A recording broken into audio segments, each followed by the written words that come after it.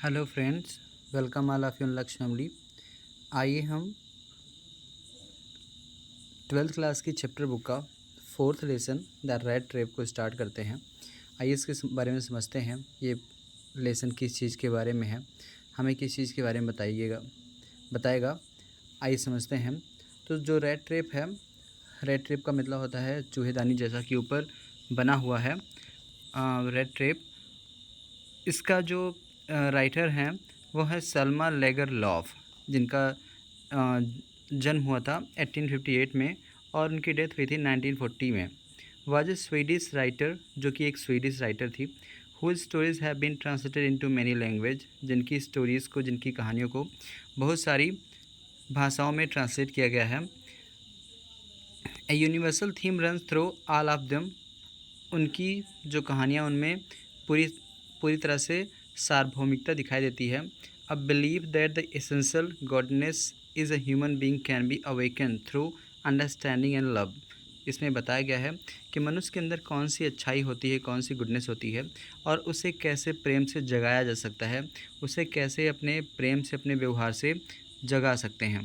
The story is set amidst the mines of Sweden. यह जो कहानी है यह स्वीडन के माइंस खदानों के बीच की है।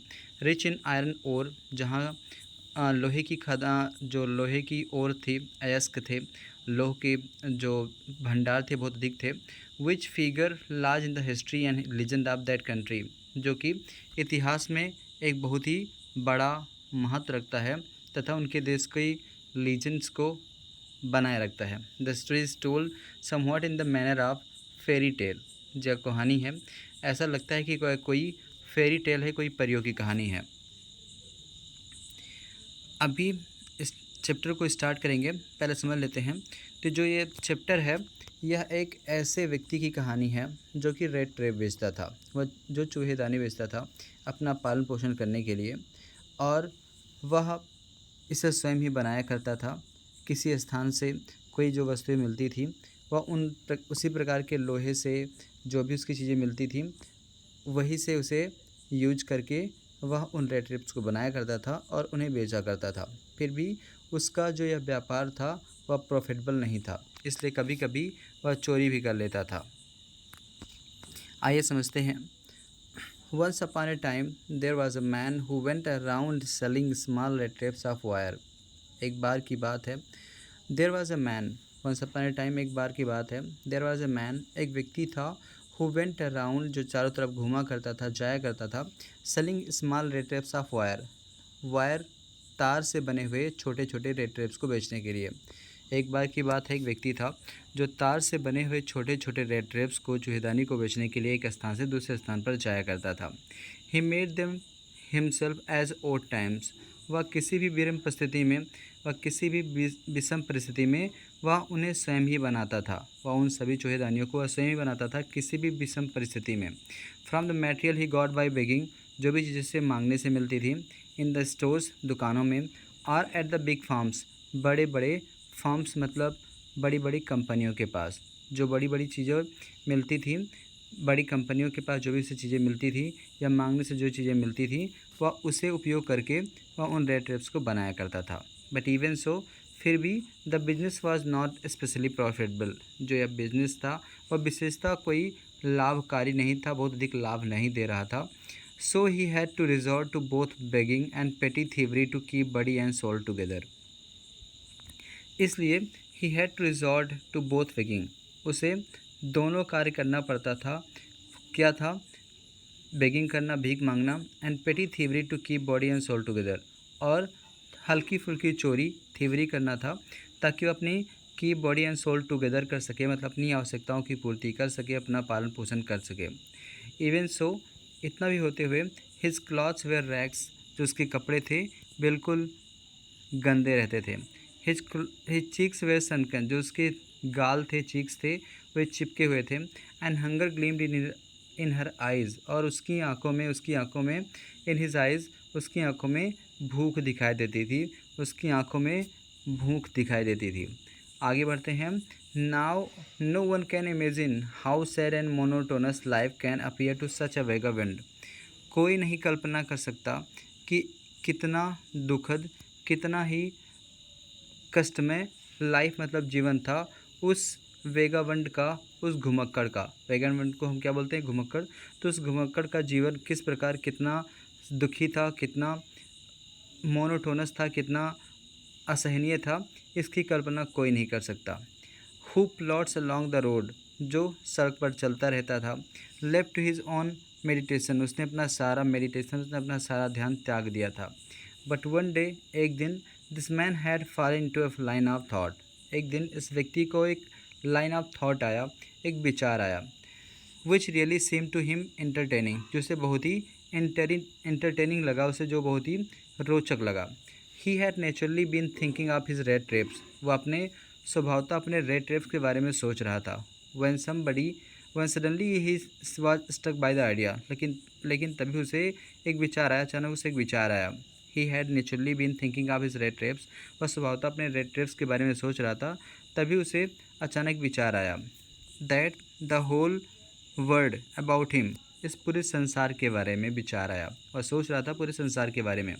The whole world with its lands and seas, उसने क्या सोचा कि जो पूरा संसार है, उसकी चाहे ज़मीन हो, चाहे उसका समुद्र हो, चाहे उसके सिटीज़ हों, चाहे उसके गांव हों, वाज नथिंग, वह और कुछ भी नहीं है, but a big red trap, वह एक बड़े से रेड ट्रेप हैं। उसे ऐसा आया इस पूरी संसार के बारे में कि जो पूरी ज़मीन है, चाहे जिसमें समुद्र शामिल हो या ज़मीन शामिल हो, जिसमें गांव हो या शहर हो, बस कुछ और नहीं है, एक बड़ा सा रेड ट्रेप है, बड़ी सी चूहेदानी है।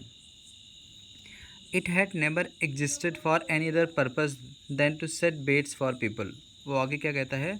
It had never existed for any other purpose, इसका और किसी पर्पज़ के लिए, इसका और कोई पर्पज़ के लिए कोई उद्देश्य नहीं है, इसका कोई और पर्पज़ नहीं है किसी का अस्तित्व बनाए रखने के लिए, than to set baits for people, या जो संसार है या लोगों के सामने बेट्स रखता है, या लोगों के सामने लालच रखता है। It offered rich and Joy, यह आपको अमीरी और प्रसन्नता प्रदान करता है। शेल्टर एंड फूड, आपको आश्रय तथा भोजन देता है। हीट एंड क्लॉथिंग, आपको गर्मी तथा आपको क्लॉथिंग मिलते हैं, कपड़े मिलते हैं। Exactly as the rat trap offered cheese and pork, ठीक उसी प्रकार जो रेड ट्रेप है, जो चूहेदानी है, वह चूहों को चीज़, पनीर और पोर्क यानी मांस का टुकड़ा ऑफ़र करते हैं उस चूहे को जो भी उस रेड ट्रेप के पास आना चाहता है। And as soon as anyone let himself to tempted to touch the bait, लेकिन जैसे ही कोई व्यक्ति उस बेट को, उस लालच को छूने का प्रयास करता है, it closed in on him, वह उसमें बंद हो जाता है। And then everything came to an end, और तब सब कुछ अंत हो जाता है, तब उसके सारे विचार नष्ट हो जाते हैं। The world had of course never been kind to him, आगे क्या कहता है? द वर्ल्ड मतलब जो संसार है, ऑफ कोर्स मतलब वास्तव में, never have been kind to him, उसके लिए कभी दयालु नहीं था, या संसार उसके लिए कभी दयालु नहीं था।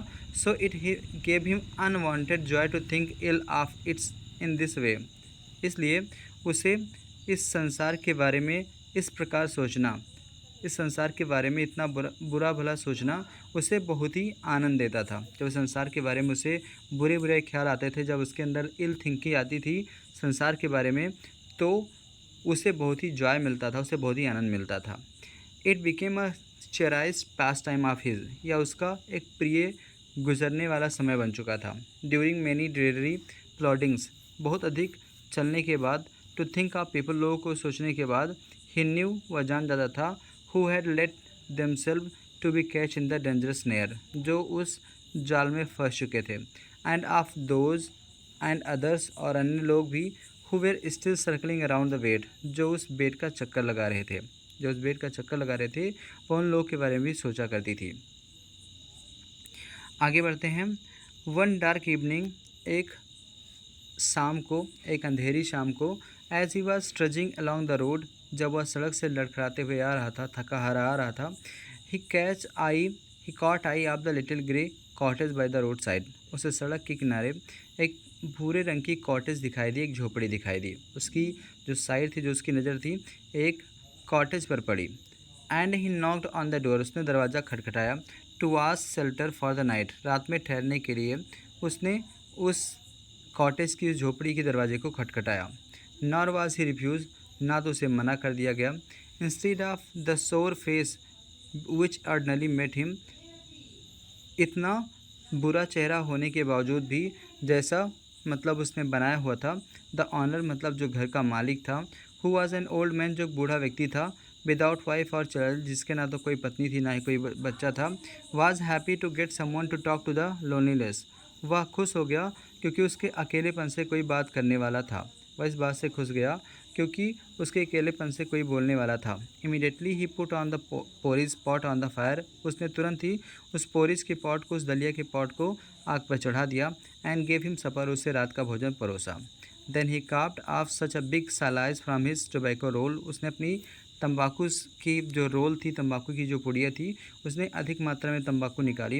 And that was enough both for the strangers pipe and his own, जो कि उसकी पाइप के लिए, उसके अपने पाइप कहेंगे तो जो हुक्के के लिए, उसके अपने हुक्के की पाइप के लिए, और उसके मतलब जो उसका मेहमान था उसकी पाइप के लिए पर्याप्त थी। Finally got out an old pack of cards. तब उसने एक ताश का पुराना पत्ता निकाला। एंड प्लेस मिजोलिस, ने मिजोलिस खेला with his guest until bed time.